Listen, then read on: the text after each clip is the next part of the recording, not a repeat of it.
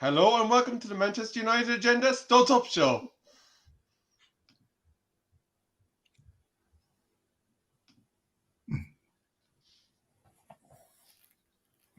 Oh, the intro's not working.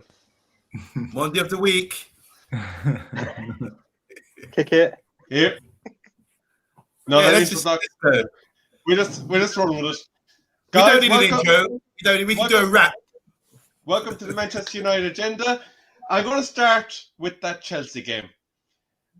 Mr. B, your failure of the week and your star of the week. Two players.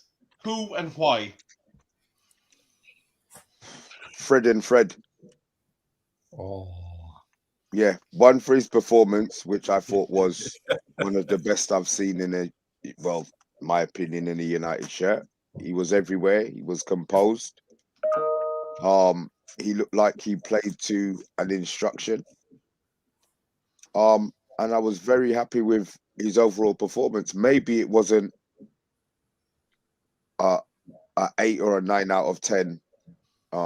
Compared to other players' performances who have reached a 9 or a 10, but in Fred's case, I've been stinging him with 2s and 3s and 1.5s, and I think the highest mark I ever gave him was a 4 in a Euro game because he assisted Rashford. So I'll give Jackie's jacket.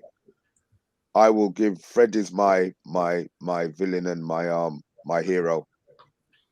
Hero obviously because of his performance, and villain for that the back pass scoop that he tried to give to that he gave to Mendy at the end.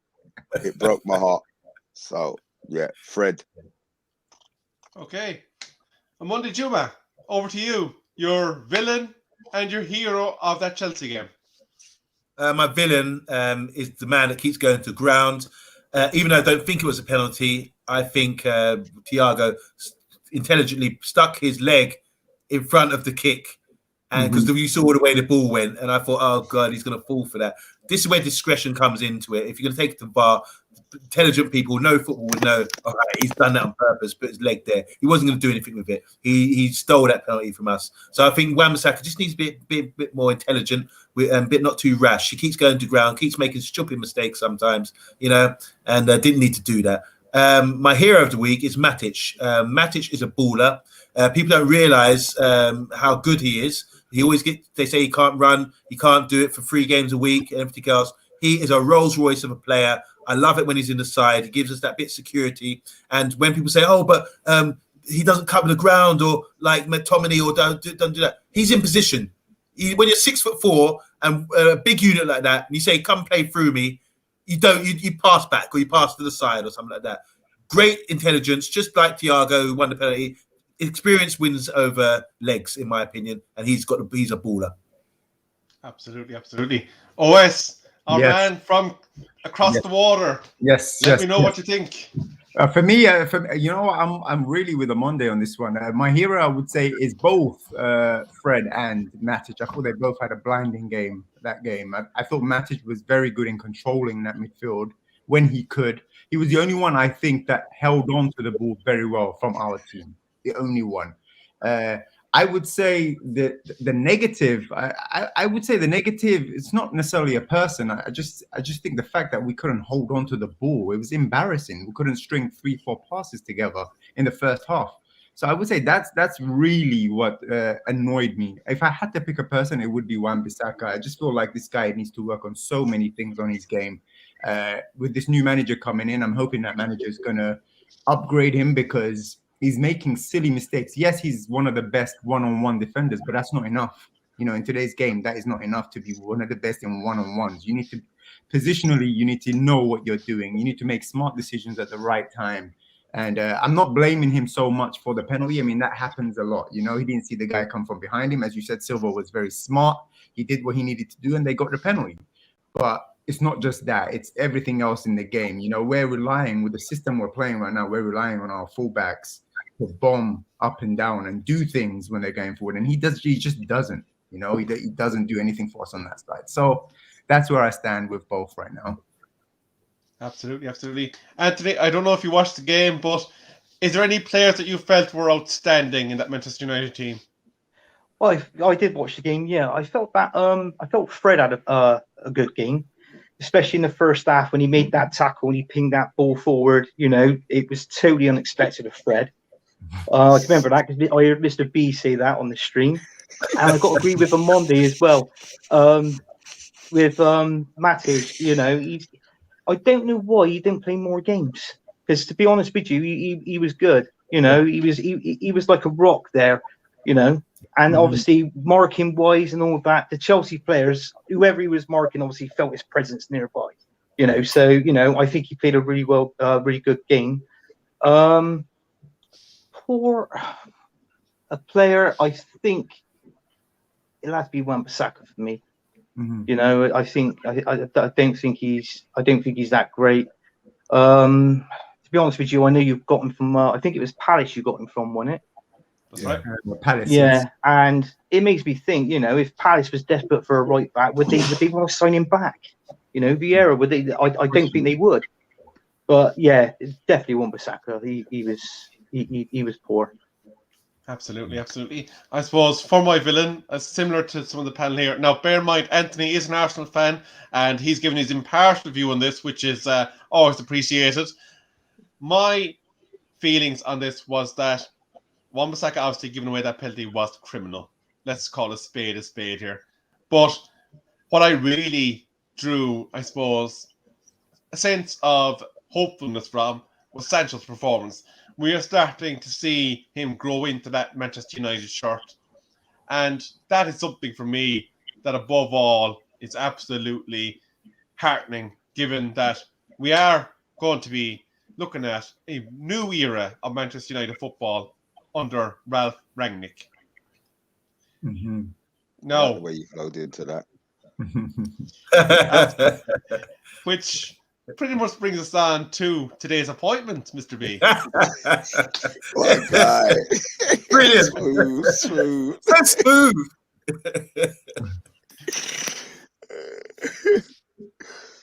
Sorry, go on. No, I was leading the floor to you, and because myself and Omondi here, we did the announcement show earlier on today.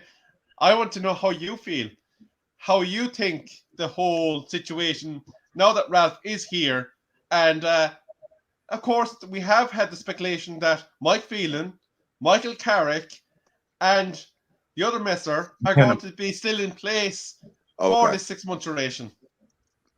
My take on that whole thing, obviously, you know, I'm delighted he's come.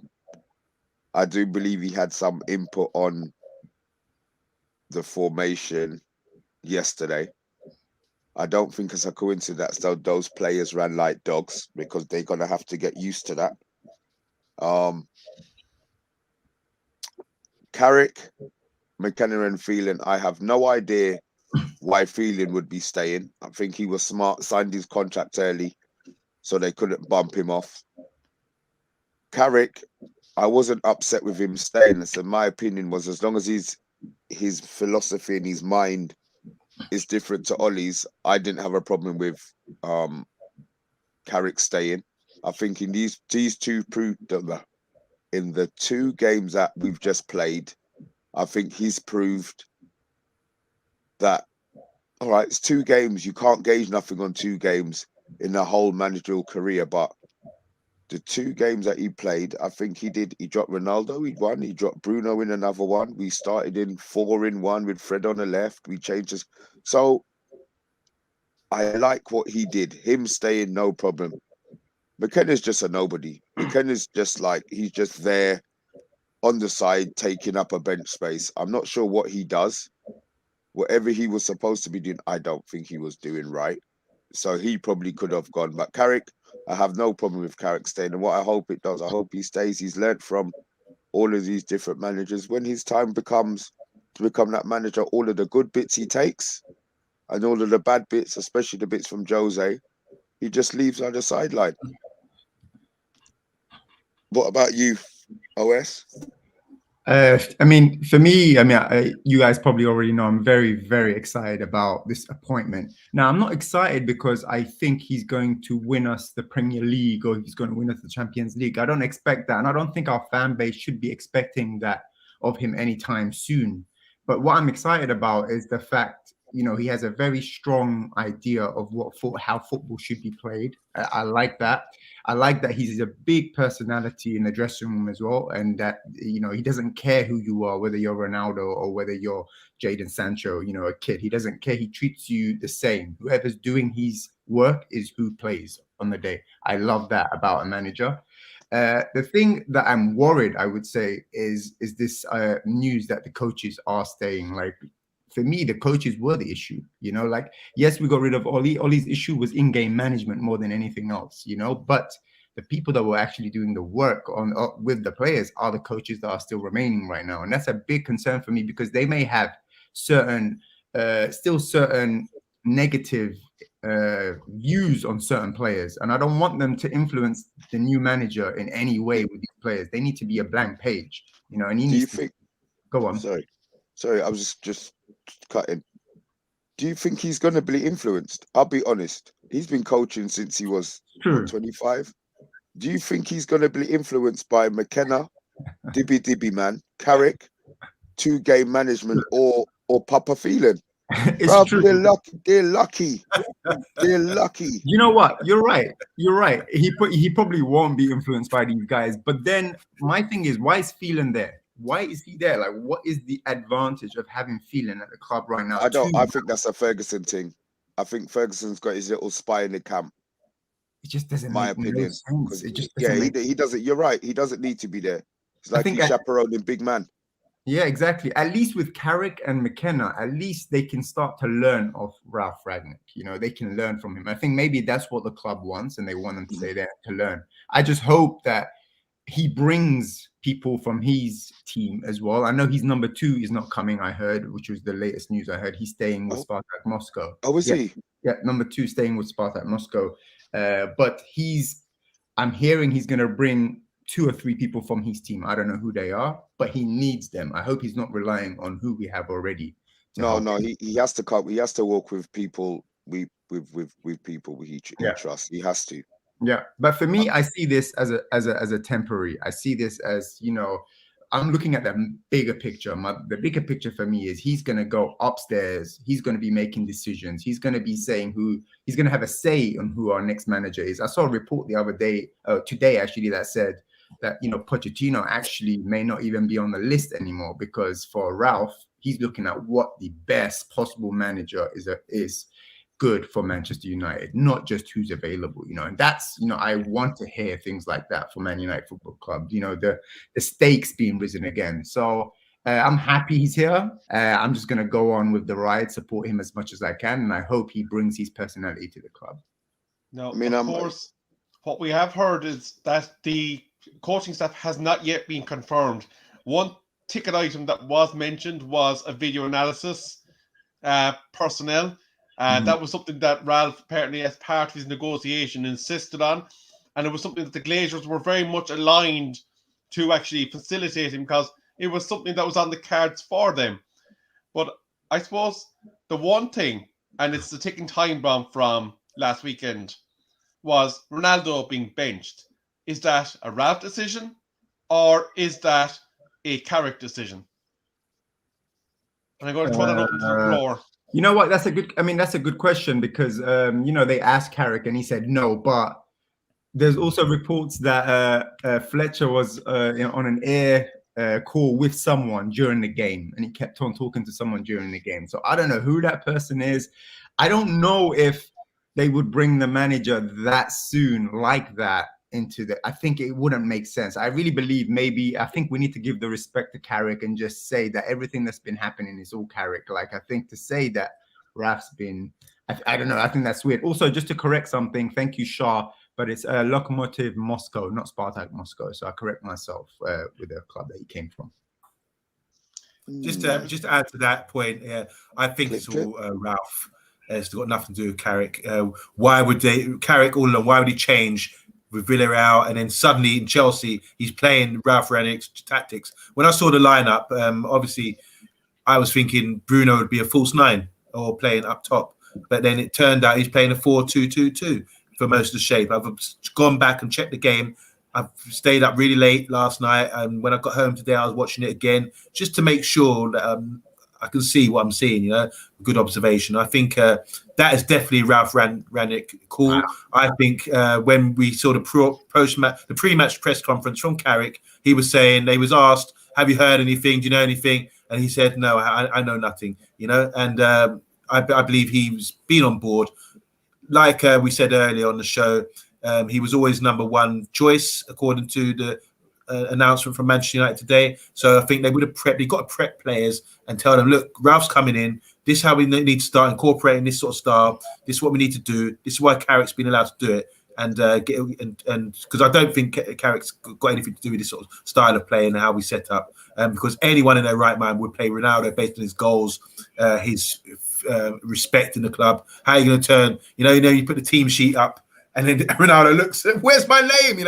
I mean, who's responsible for this? So what you're saying, everyone's on board. So I think Ralph is behind this. So what you're saying, go on. So what you're saying is you think Ralph is going to drop Ronaldo when he gets here?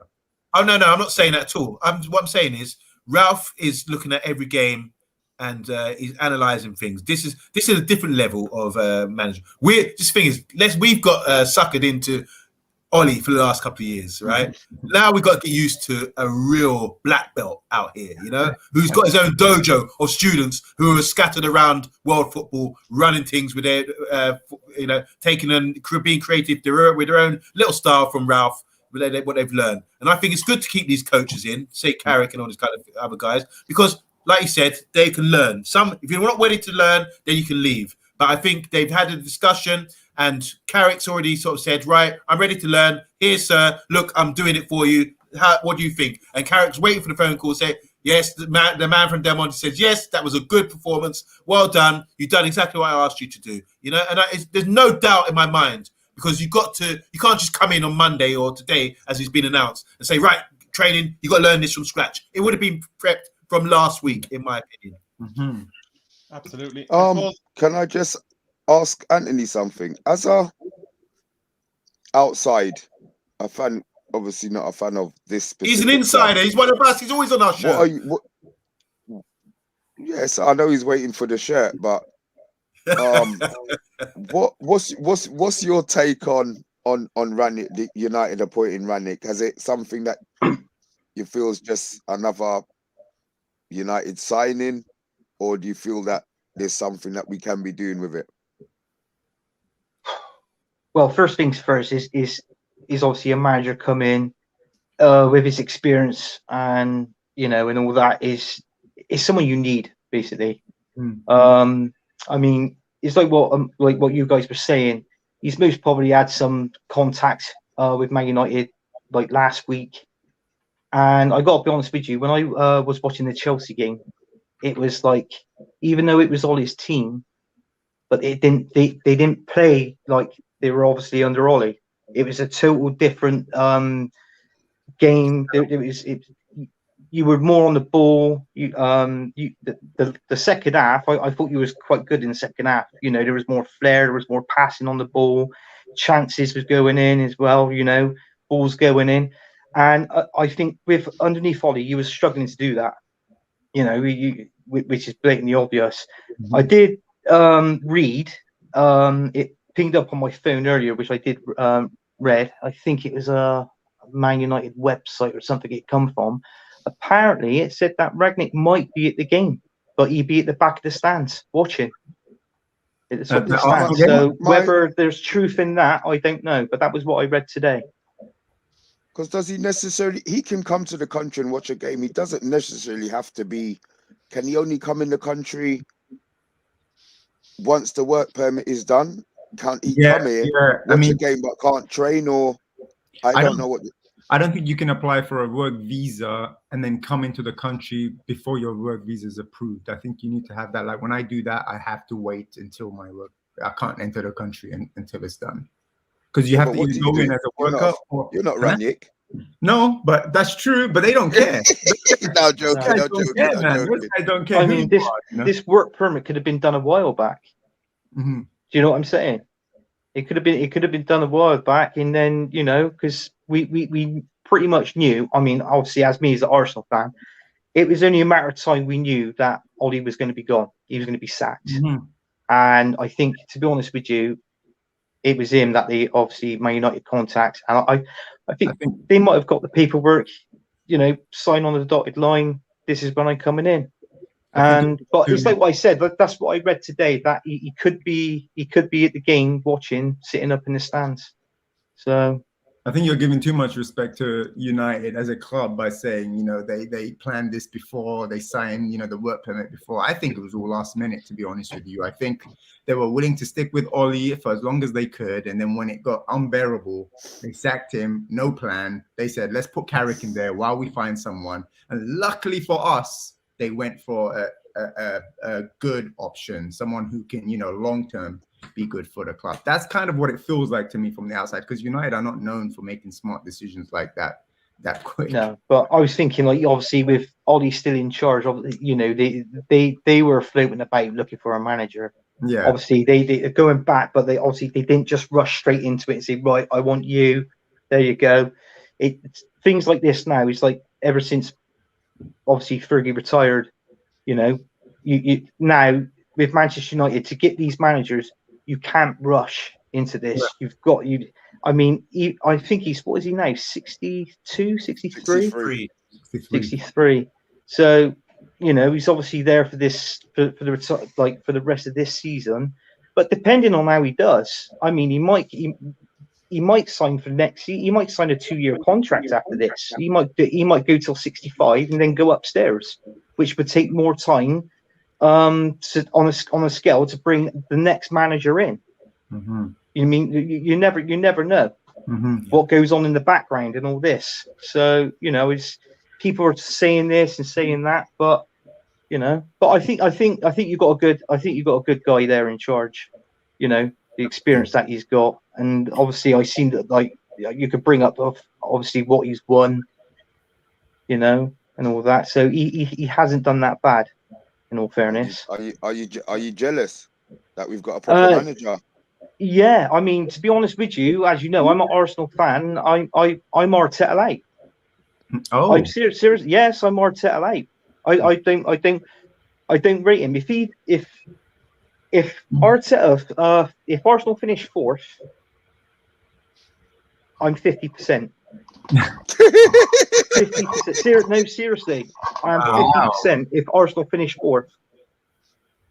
But surely, if Arsenal get into the Champions League, he's done a great job then. Surely. Yeah. But trouble is, though, the buys he's done. The buy for me this season is Ramsdale, goalkeeper. Yeah. Absolutely fantastic. But everybody was sort of slating Arteta, saying, "Well, look, you've brought this keeper in, and every team that he's played for, they've got relegated."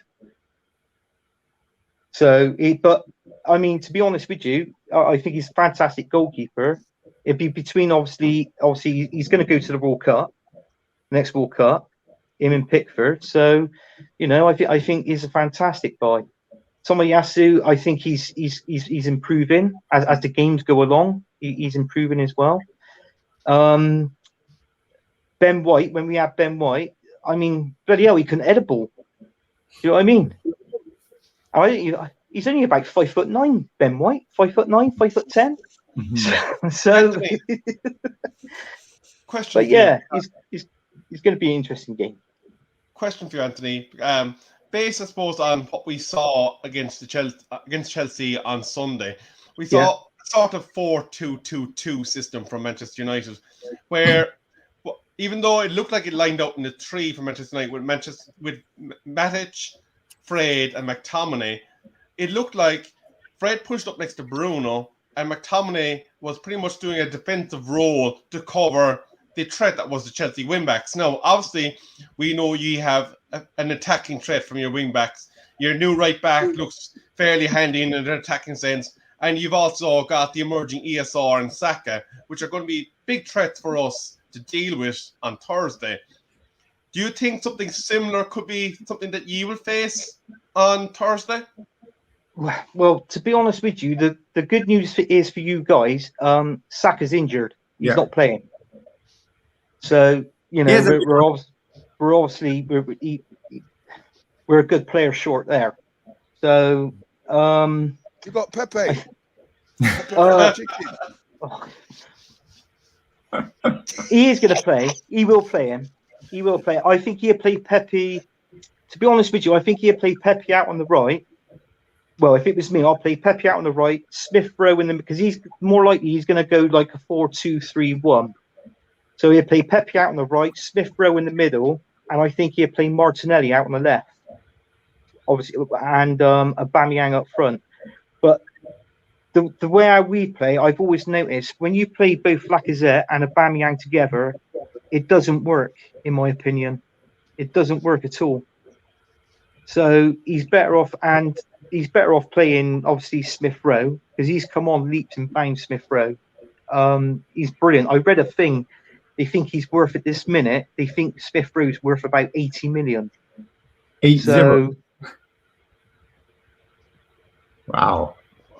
yeah, 80 million. And I think Pepe, there's talks that he could be million gone in January. Pesos. Pound. No, Rupees. That? Talking rupees. is it 80 million pesos or rupees? Not pounds. Zimbabwe dollars.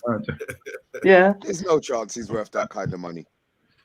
Yes, Anthony? he's worth Let it. me just say, he's a very good player. I've been very impressed with him. He's got a good IQ as well for someone so young. The only thing is, I think he might be a bit injury prone. Don't know if he can last the whole season. But yeah, good prospect. But when you compare him to other, he's got a fight. Imagine getting to England side at the moment when he's got so many great attacking threats, all also young around that age as well. So yeah, good player. Just one thing here, Guna Gumza. I don't think he agrees with you being Arteta out. He was quite shocked that you had that post. Can I just say, I just done a show. I've just come off a show with Gumza, and Gumza is really super intelligent when it comes to football. He's a coach, and he loves Arsenal Football Club. It was on the Armory TV. He loves Arsenal Football Club, and he knows everything about them tactically and how they've grown. And he's really confident about Arteta. He sort of endorses him and buying the players that he has. He's really happy with the signings, and he can break down and show you how they're progressing as a team. And it's really interesting to watch. So I advise you all to watch, check him out, Gumza. I suppose one other question regarding Arsenal, Anthony. Obviously, your transfer business was much maligned by rival London fans during the summer.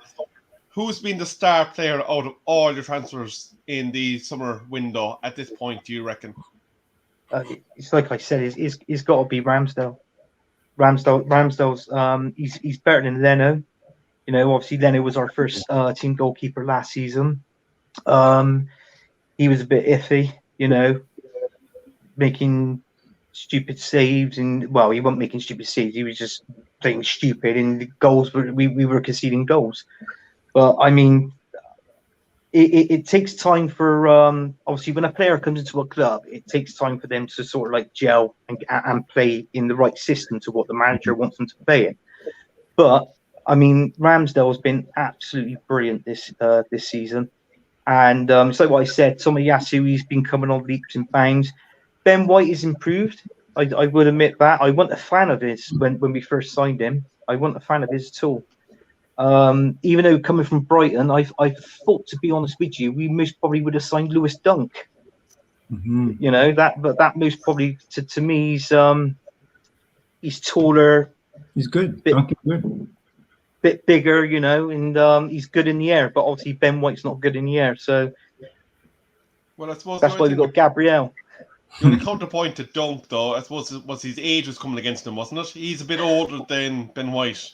Well, yeah, I think Lewis Dunk, I think he's about 28, 29 maybe. But, you know, obviously he's still got a few years left in him. So, but, you know, that's it. I think we got Saliba coming back next season. So hopefully, give him a whirl and see how he's playing, because he hasn't really played in the Premier League at all. He's got to get that experience, you know, of playing in the Premier League. But I just hope he don't mess us around, like, you know, sort of thing. Because he always seems to don't want to play for Arsenal. He always seems to want to go out on loan, you know. So, but it'd be nice to see what he can do. So that'd be 3 good centre backs for next season. So Absolutely. I suppose just one reminder to all our wonderful viewers in the chat, we are giving away a signed Bruno Fernandes t-shirt, short I should say even, at 1,000 subscriptions. So make sure you have smashed that subscribe button and that you pop that notification bell on to notify you when we go live with any of the latest Manchester United news. But I suppose one thing I want to kind of close up on, and that is the Arsenal game. Anthony, obviously being the resident Arsenal fan, what is your score prediction for Thursday? oh blimey. Well, I love payback. I would love an 8-2 win to us, obviously. That's why I love you, Anthony, man. You're a funny fucker. But obviously that's not going to happen. I mean, something in the back of my head is saying 2-1, but could be another draw. You know, I mean, don't get me wrong. I think Manchester United are a better team. You put every player name down on paper, you know, and compared to the Arsenal team, Man United wins that hands down.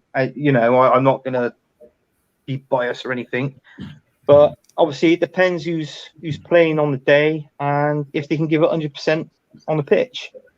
You know, that's all we want. So, but yeah, I think it'd be if a team wins, it'd be by the one goal. So I most probably say I'll say 2-1. So we're winning Arsenal. 2-1. Your prediction. Come on, OS. You know what? It's going to be. I think it's going to be a very tight game. I don't think any of the teams are playing well right now. I don't think any of them, even Arsenal.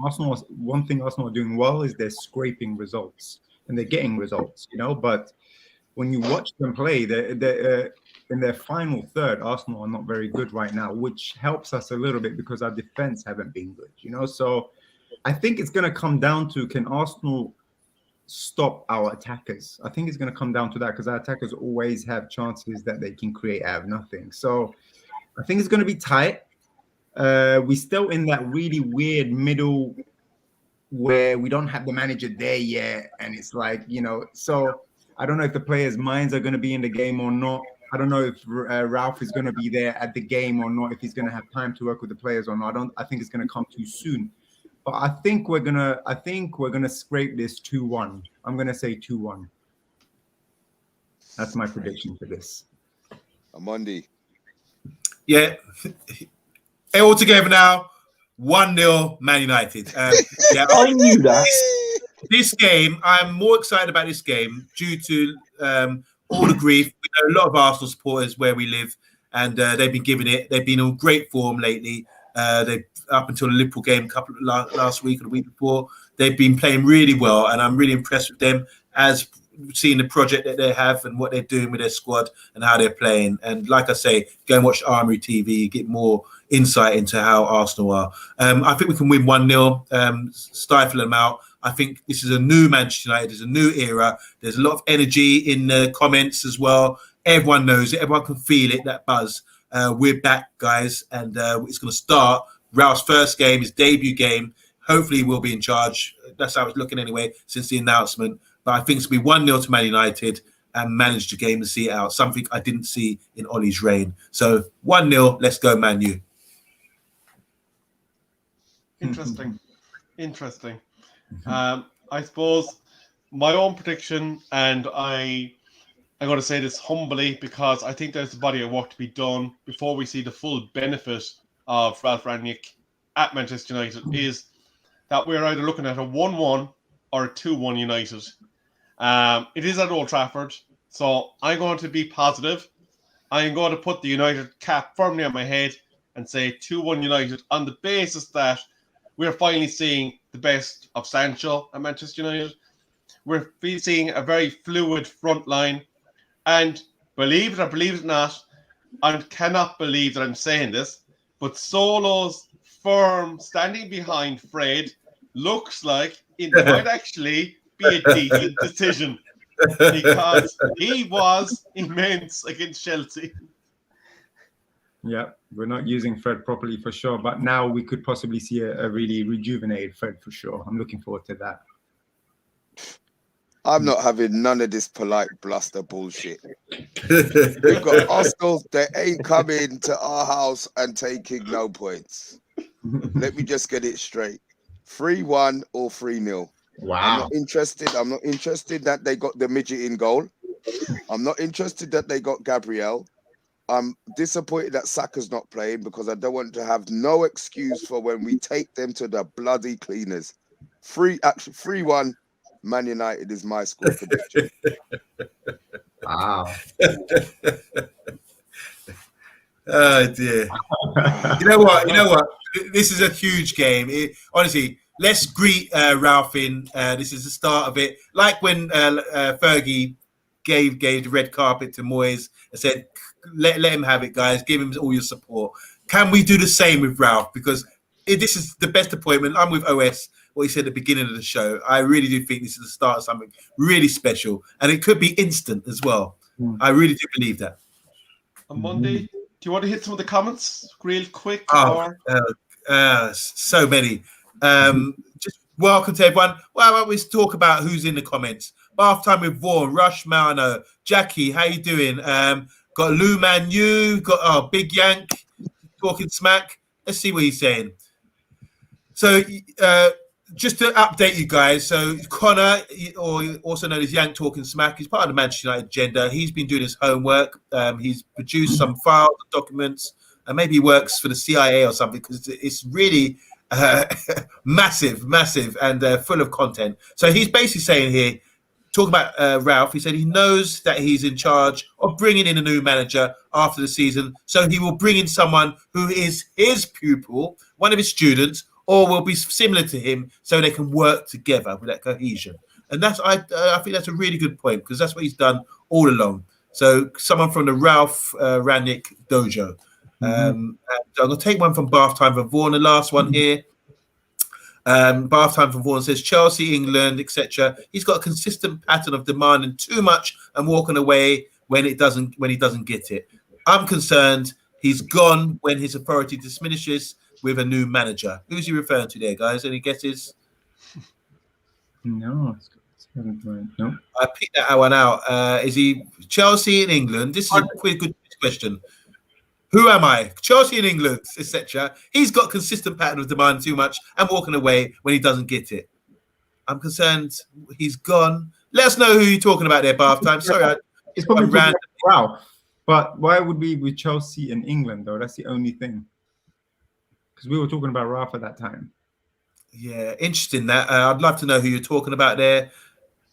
So let's see if he's Rangnick. Oh, he's talking about Ralph. Okay. So he's got a reputation of walking away when he doesn't get what he wants. Okay.